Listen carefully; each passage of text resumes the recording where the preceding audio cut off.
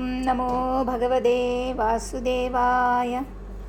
എല്ലാ ഭക്തജനങ്ങൾക്കും ഭാഗവത കഥയിലേക്ക് സ്വാഗതം. ഇന്ന് നമ്മൾ പറയാൻ പോകുന്നത് 4-ാമത്തെ സ്കന്ധത്തിലെ 57-ാമത്തെ കഥയായ പുരഞ്ജൻ്റെ പുനർജന്മവും ബർഹിഷത്തിൻ്റെ അന്ത്യവും. അതിൽ നമ്മൾ ഫസ്റ്റ് പാർട്ട് ആദ്യത്തെ വീഡിയോയിൽ പറഞ്ഞു. ഇനി അടുത്ത പാർട്ടാണ് പറയണത്. അത് കുറച്ച് നീണ്ട കഥയായതുകൊണ്ടാണ് ഞാൻ 2 ഭാഗങ്ങളായിട്ട് ഇട്ടത്. അപ്പോൾ നാരദ മഹർഷി ബർഹിഷത്തിനോട് കാര്യങ്ങളൊക്കെ തുടർന്ന് പറയുകയാണ്. നമുക്ക് ഭഗവാൻ ഭഗവത്ഗീതയിൽ പറഞ്ഞു തന്ന അതേപോലത്തെ കാര്യങ്ങൾ തന്നെ. പുരഞ്ജനൻ ക്ഷേത്രജ്ഞനായും ജീവനായും അറിയപ്പെടുന്നു. അവൻ സ്വകർമാനുസാരം പല ശരീരങ്ങളെയും സ്വീകരിക്കുന്നു. ആ പുരുഷൻ്റെ പേരറിയാത്ത സുഹൃത്താണ് ഈശ്വരൻ. പുരുഷൻ പ്രകൃതി ഗുണങ്ങളെ എല്ലാം അനുഭവിക്കാൻ ആഗ്രഹിക്കുന്നു. തന്മൂലം നവദ്വാരങ്ങളുള്ള മനുഷ്യ ശരീരം ശ്രേഷ്ഠമെന്ന് കരുതുന്നു. സ്ത്രീയെ ബുദ്ധിയെന്നറിയുക. താനെന്നും തൻ്റേതെന്നുമുള്ള ഭാവം ബുദ്ധിയാൽ ഉണ്ടാകുന്നു. ജീവൻ ബുദ്ധിയെ ആശ്രയിച്ച് ശരീരത്തിൽ പ്രവേശിച്ച് ഇന്ദ്രിയങ്ങളിലൂടെ വിഷയങ്ങളെ അനുഭവിക്കുന്നു. ഇന്ദ്രിയങ്ങൾ ജ്ഞാനവും കർമ്മവും ചെയ്യുന്ന സുഹൃത്തുക്കളാണ്. സഖിമാരെല്ലാം ഇന്ദ്രിയ വൃത്തികളാണ്. 5 ഫണങ്ങളുള്ള സർപ്പം പഞ്ചപ്രാണനെ പ്രതിനിധീകരിക്കുന്നു. ഇന്ദ്രിയങ്ങളുടെ നാഥനാണ് മനസ്സ്. അത് പ്രവൃത്തികൾ ചെയ്യുന്നതിന് ഫലം നൽകുന്നു. നവദ്വാരങ്ങളുള്ള ശരീരമാണ് പുരം. അതിലൂടെ പുരഞ്ജനൻ, അതായത് ഇന്ദ്രിയങ്ങളോടുകൂടി ദ്വാരങ്ങളിലൂടെ വിഷയങ്ങളിലേക്ക് പ്രവേശിക്കുന്നു. ഇത് തന്നെയാണ് നമ്മൾ ഭഗവത്ഗീതയിൽ 13-ാമത്തെ അധ്യായത്തിൽ പഠിക്കുന്നത്. നമ്മുടെ ശരീരം ഒരു ക്ഷേത്രമാണെന്നും നമ്മുടെ ശരീരത്തിലുള്ളിരിക്കുന്ന ഭഗവാനാണ് ബാക്കി പരമാത്മാവെന്നും എല്ലാം അതിൽ വ്യക്തമായിട്ട് വിവരിക്കുന്നുണ്ട് ഭഗവാൻ. അതിൻ്റെ ഒരു കഥാരൂപേണ നമുക്ക് മനസ്സിലാവാൻ വളരെ ഈസി ആയിട്ട് ഒരു സാധാരണ നമ്മളെപ്പോലെയുള്ള ആളുകൾക്കൊക്കെ മനസ്സിലാവാൻ വേണ്ടിയിട്ടാണ് ഇങ്ങനെയുള്ള മഹാപുരുഷന്മാരെ ഇങ്ങനെയുള്ള കഥകളൊക്കെ ഉണ്ടാക്കിയിരിക്കുന്നത്. യമനേശ്വരനായ മൃത്യു കാലകന്യകയെ സഹോദരിയായി സ്വീകരിച്ചു. ദുഃഖങ്ങളെ കൊണ്ട് ക്ലേശിക്കുന്ന ജീവൻ പ്രാണേന്ദ്രിയ ധർമ്മങ്ങളെ ആത്മാവിൽ കൽപ്പിച്ച് കാമഭോഗങ്ങൾ ചിന്തിച്ചും പ്രവർത്തിച്ചും തൻ്റേതെന്ന് കരുതിയും 100 വർഷം കഴിയുന്നു. ഈ കാലയളവിൻ്റെ പുണ്യപാപമിശ്രമ കർമ്മങ്ങൾ കൊണ്ട് സുഖദുഃഖങ്ങൾ അനുഭവിക്കുകയും പുരുഷനായും സ്ത്രീയായും നപുംസകമായും പിറക്കാനും ഇടയാകുന്നു. കർമ്മഫലമാണ് പുണ്യലോകം പ്രാപിക്കുന്നതിനും നീചലോകം പ്രാപിക്കുന്നതിനും മനുഷ്യനായും ദേവനായും തിര്യക്കായും ജനിക്കുന്നതിനും കാരണമാകുന്നത്. അതായത് അവരവരുടെ കർമ്മത്തെയും ഗുണങ്ങളെയും ആശ്രയിച്ച് ജന്മമെടുക്കുന്നു എന്ന് സാരം. അപ്പം നമ്മൾ തന്നെയാണ് നമ്മുടെ അടുത്ത ജന്മം നിർണയിക്കുന്നത്. നമ്മുടെ കർമ്മങ്ങളാണ് അതിന് ആശ്രയമായിട്ട് ഇരിക്കുന്നത്. അപ്പോൾ നമ്മുടെ കഴിഞ്ഞ ജന്മത്തിലുള്ള ആ പാപങ്ങളൊക്കെ മാറാൻ വേണ്ടിയിട്ടാണ് നമ്മൾ ഭഗവത് നാമങ്ങൾ ഒരുപാട് ജപിക്കണമെന്ന് പറയുന്നത്. വിശന്നു വലഞ്ഞ നായ വീട് തോറും തെണ്ടി നടന്ന് സ്വകർമ്മമനുസരിച്ച് അടിയും തീറ്റയും വാങ്ങി നടക്കുന്നത് പോലെ കാമിയായ ജീവൻ ഉത്കൃഷ്ടമായതും നികൃഷ്ടമായതും ചെയ്ത് അതിൻ്റെ അടിസ്ഥാനത്തിൽ രൂപം സ്വീകരിച്ച് പലയിടത്തായി പല വിധത്തിൽ പിറക്കുന്നു. യഥാർത്ഥത്തിൽ ദുഃഖങ്ങൾക്ക് പ്രതിക്രിയ ഇല്ല. ശാസ്ത്രം അവയ്ക്ക് പരിഹാരം വിധിച്ചിട്ടുണ്ടെങ്കിലും അത് പൂർണ്ണ ഫലം നൽകുന്നില്ല. അവയിലും ദുഃഖം ഒളിഞ്ഞുകിടക്കുന്നു. ഭൂമി ദുഃഖാലയം എന്ന് ഭഗവാൻ പറഞ്ഞിട്ടുണ്ടല്ലോ.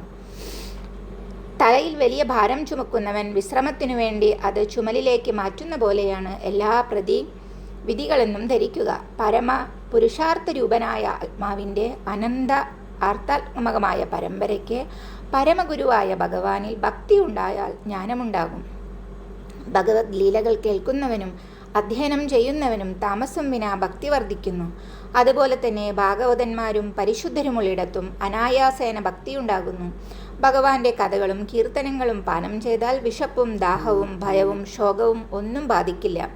ബ്രഹ്മാവ്, ശിവൻ, മനു തുടങ്ങിയവരും സനകാദികളും പുലസ്ത്യൻ, വസിഷ്ഠൻ, ഭൃഗു മുതലായ ഞാൻ വരെയുള്ള ബ്രഹ്മജ്ഞന്മാർക്കും എത്ര തപസ്സു ചെയ്താലും ഭഗവാനെ പൂർണ്ണമായും അറിയാനാവില്ല. ഭഗവാനെ അറിയണമെങ്കിൽ ഭക്തി മാത്രമേ ഉള്ളൂ ഒരു വഴി. ജ്ഞാനത്തിലൂടെ ആയാലും തപസ്സിലൂടെ ആയാലും ഒന്നും നമുക്ക് ഭഗവാനെ അറിയാനായിട്ട് പറ്റില്ല. നിരന്തരം വേദമന്ത്രങ്ങൾ ചൊല്ലി ഭജിക്കുന്നവർക്ക് അപരിച്ഛിന്നമായ ഭഗവാനെ അറിയാനാകില്ല. ധ്യാനം കൊണ്ടും മനസ്സിൽ തെളിഞ്ഞ ഭഗവത് സ്വരൂപം അനുഗ്രഹിക്കാനിടയാകുമ്പോൾ മാത്രമേ ഭക്തന് കർമ്മ ഖണ്ഡത്തിലുള്ള നിഷ്ഠ കൈവടിയാനാകൂ. വേദത്തെ വെറും കർമ്മപരമായി മാത്രം പറയുന്ന മലിനബുദ്ധികൾ വേദതാൽപര്യം അറിയുന്നില്ല. യഥാർത്ഥത്തിൽ ആത്മതത്വമാണ് വേദതത്വം എന്ന് അറിയുക. യജ്ഞത്തിനു വേണ്ടി ഭൂമി മുഴുവൻ ദർഭ വിരിച്ച് ധാരാളം പ്രാണികളെ ബലി നൽകി വലിയ യജ്ഞകർത്താവാണെന്ന് അഹങ്കരിക്കുന്ന അങ്ങും യഥാർത്ഥ ധർമ്മത്തെയോ ജ്ഞാനത്തെയോ അറിയുന്നില്ല എന്നുള്ളതാണ് സത്യം. ഭഗവാനെ സന്തുഷ്ടനാക്കുന്നതെന്തോ അതാണ് കർമ്മം. ഭഗവാനിൽ എന്തുകൊണ്ട് മനസ്സ് രമിക്കുന്നുവോ അതാണ് വിദ്യ. എല്ലാ ജീവികളുടെയും ആത്മാവ് നിയന്ത്രിക്കുന്നവനും ഭഗവാനാകുന്നു. എല്ലാറ്റിനും ആലംബവും അദ്ദേഹം തന്നെ. ആ അടിമലരിൽ ശരണം പ്രാപിച്ചാൽ മാത്രമേ ക്ഷേമമുണ്ടാകൂ. ഭയമില്ലാതെ എല്ലാവർക്കും ഉൾക്കൊള്ളാൻ കഴിയുന്ന പ്രിയപ്പെട്ട ആത്മാവാണ് ഭഗവാൻ. അത് തിരിച്ചറിയാൻ കഴിഞ്ഞാൽ അവൻ വിദ്വാനും ഗുരുവും സർവേശ്വരനുമാകുന്നു. ഈ പ്രപഞ്ചത്തിൽ മുഴുവൻ ഭഗവാനാണ് ഉള്ളതെന്ന് സങ്കല്പിക്കുക. ഈ പ്രപഞ്ചത്തിലുള്ള എല്ലാ ജീവജാലങ്ങളിലും ഭഗവാനുണ്ട്. എല്ലാ ജീവജാലങ്ങളും ഭഗവാനിലാണ് വിശ്രമിക്കുന്നതെന്നും നമ്മൾ മനസ്സിലാക്കി കഴിഞ്ഞാൽ പിന്നെ നമുക്ക് ആരോടും വിദ്വേഷമോ വെറുപ്പോ ഒന്നും ഉണ്ടാവില്ല.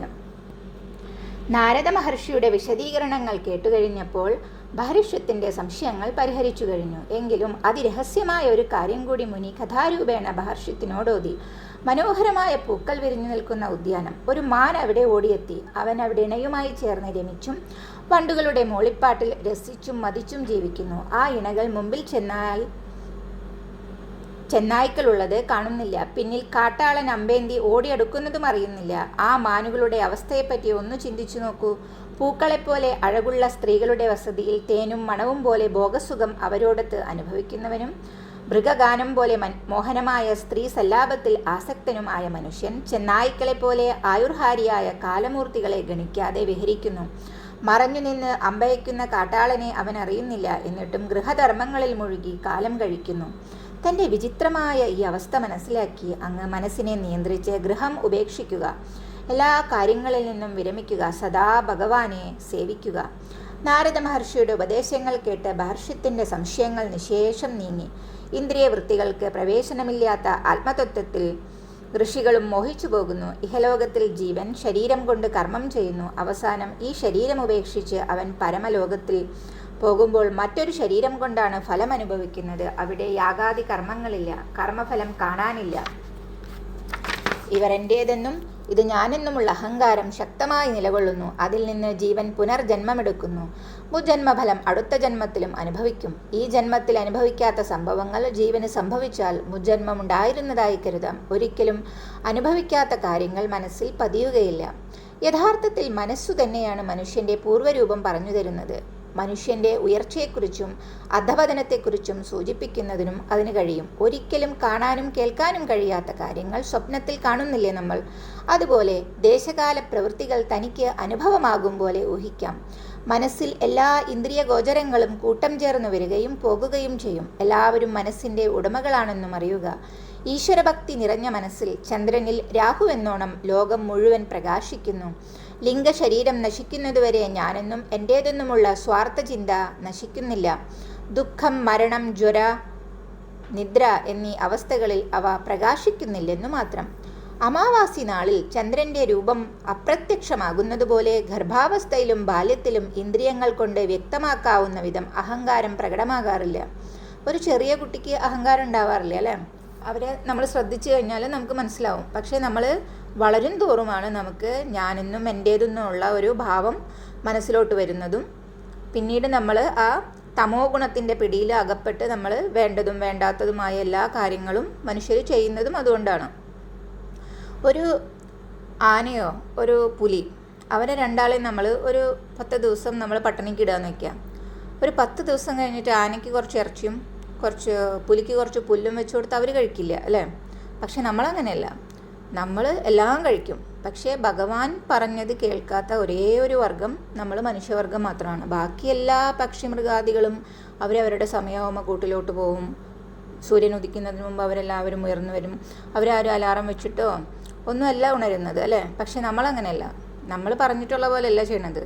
എല്ലാവരും ഉറങ്ങുമ്പോൾ നമ്മൾ ഉണർന്നിരിക്കും, എല്ലാവരും ഉണരുമ്പോൾ നമ്മൾ ഉറങ്ങും അല്ലേ? അതാണ് നമ്മൾ ചെയ്തുകൊണ്ടിരിക്കുന്നത്. അതുകൊണ്ട് തന്നെ നമുക്ക് വേണ്ടാത്ത എല്ലാ അസുഖങ്ങളും എല്ലാ ബുദ്ധിമുട്ടുകളും എല്ലാം വന്നു ചേരും. പക്ഷെ ആരോടും നമ്മൾ അതല്ല സത്യം. ഭഗവാനെ അറിയുകയാണ്, ഭഗവാന്റെ നാമങ്ങൾ ഉച്ചരിക്കണം. നമുക്ക് ഈ ജന്മത്തിൽ വന്നു ചേർന്നിട്ടുള്ള എല്ലാ ദുഃഖങ്ങളുടെയും അടിസ്ഥാനം നമ്മുടെ മുൻജന്മ ദുരിതങ്ങളാണ്. ഇതൊന്നും മനസ്സിലാക്കാൻ മനുഷ്യന് എന്തോ കഴിയുന്നില്ല. അപ്പോൾ അത് എന്ന് മനുഷ്യന് മനസ്സിലാവുന്നുവോ അന്ന് നമുക്ക് ആ എന്താ പറയുക സച്ചിദാനന്ദ സ്വരൂപനെ അറിയാനും നമുക്ക് സന്തോഷിക്കാനും കഴിയും. മനുഷ്യ ശരീരം 11 ഇന്ദ്രിയങ്ങളും 5 തന്മാത്രകളും ചേർന്ന് പരന്നു കിടക്കുന്നു. ഈ ചൈതന്യമാണ് യഥാർത്ഥ ജീവൻ. ഉപാധികളിലൂടെ പുരുഷൻ ശരീരം സ്വീകരിക്കുകയും ഉപേക്ഷിക്കുകയും ചെയ്യുന്നു. അതിന് സന്തോഷം, ദുഃഖം, ഭയം എന്നിവ അനുഭവിക്കാനും സുഖദുഃഖങ്ങൾ പ്രാപിക്കാനും കഴിയും.